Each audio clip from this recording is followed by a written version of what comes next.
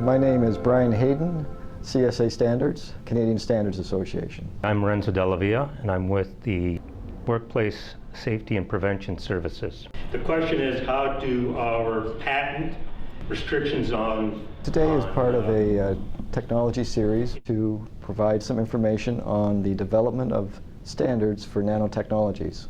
Are there labeling requirements and are there consumer product obligation on the market? The real quick answer to that is by no means anywhere close. Nanotechnologies is a new field in which new materials are being discovered that have unique functionality at the nanoscale. A small dimension, almost 1/1000th of a meter. At this size, many commonly known materials have alternate properties, and with this, unique functionalities can be realized. There is an evolution in manufacturing, in the production of new materials, in the introduction to new consumer products. Nanotechnology, in essence, has promised that it may not resolve these, but it will play a role in assisting in energy production, in food, in clean water. With that, we expect Ontario industries and Canadian industries to be employing some of these new materials, and as such, we know that we will have workers in these industries that eventually will be exposed, consumers that will be exposed, and the ecosystem will be exposed.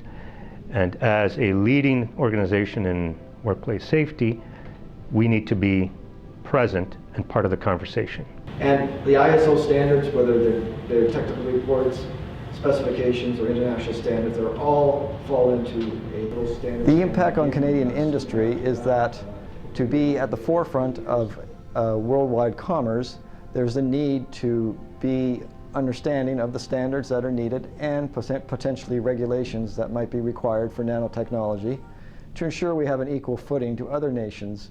The downside, or one of the plausible downside, is that we'll be introducing materials that we've never seen before, that our species has never seen, that other species have never seen, and that may not be necessarily compatible with our organism.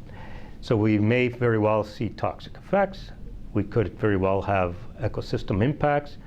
We may end up with contamination. So there is a plausible negative side to introducing new materials that, in essence, nature never designed to be in its nanoform. It takes advantage of the evolution. You can actually move an atom using some of these devices and reposition them. So the fear is, can you recreate some of the elementary particles? One slide had 4 images. On one side it showed a welder, on the other depiction of exposure to diesel exhaust, and then on the lower portions a fullerene, to the right a carbon nanotube.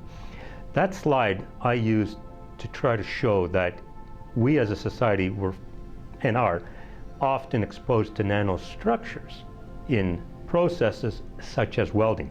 You will generate a fine material that we call a fume, typically will be in the nano size range.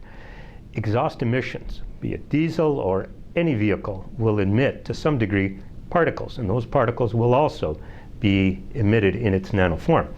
What we're trying to do is learn from what we have, we call those incidental nanostructures, and then deliver that same information to try to guide us on what might be issues as it relates to these novel products. The product to the left was a fullerene. The fullerene is a carbon-60. It is also in a nanoform. And it's one of these items which are, or particle that is being considered for mass production. It would be an excellent antioxidant. It could be used as a drug delivery agent. But we are also concerned that may it also have its dark side, the hazardous side. To the right were carbon nanotubes. Carbon nanotubes are also a promising entity, but they too have a more sinister side, and that is that they are suspect, if given in the right dimensions, to replicate the same effect as an asbestos fiber. So that picture simply indicated we have new and novel materials that are being produced by nanotechnology, and they, to some degree, have or could cause a similar effect to some of the more traditional nanostructures that we would know historically. It's critical that we don't let go, that we don't stop the pace, that we don't fail and divorce ourselves from the investment in this type of work, and that we not only invest more, but participate in a broader conversation with more partners.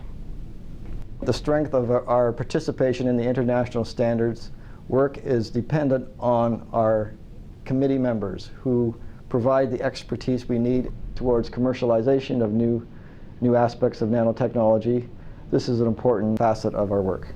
The outcome will be a global sharing and a global harmonization that eventually will distill out in proper production standards, proper measurement standards, proper consumer product standards, and eventually proper standards that will be embraced by regulatory government bodies, Health Canada, Environment Canada, and the provinces through their occupational health and safety regulators. That is what the outcome will be from the products of what the presentation showed.